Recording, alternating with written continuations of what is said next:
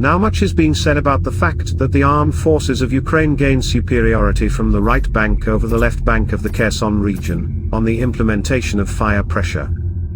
This is indeed true, and it is very important, in the process of forming conditions for the depletion of the enemy. But much more interesting are the other distances.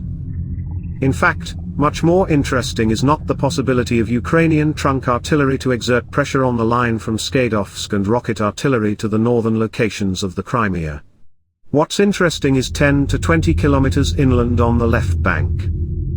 The fact is that the armed forces of Ukraine have superiority in range and accuracy of artillery, although still inferior in fire potential, but still the suppression of enemy positions is from 10 to 20 kilometers deep with minimal risks for Ukrainian artillery.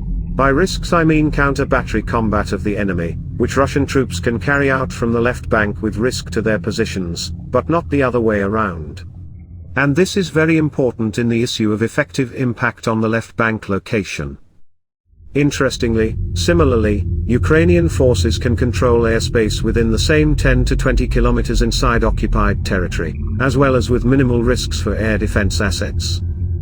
That is, the optimal deepening of the front on a particular area of combat in the near future may well be these 10 to 20 kilometers. And it is obvious that their retention for the Russian troops is suicide.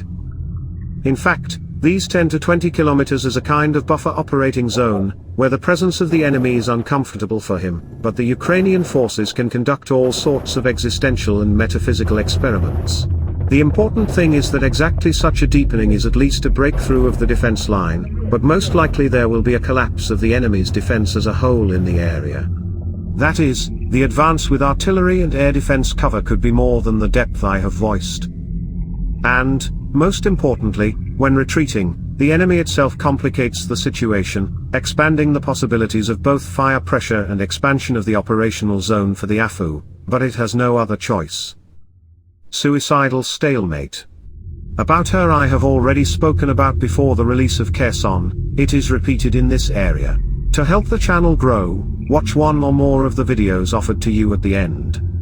Thank you. At this point, I will say goodbye to you and see you again. Have a good day.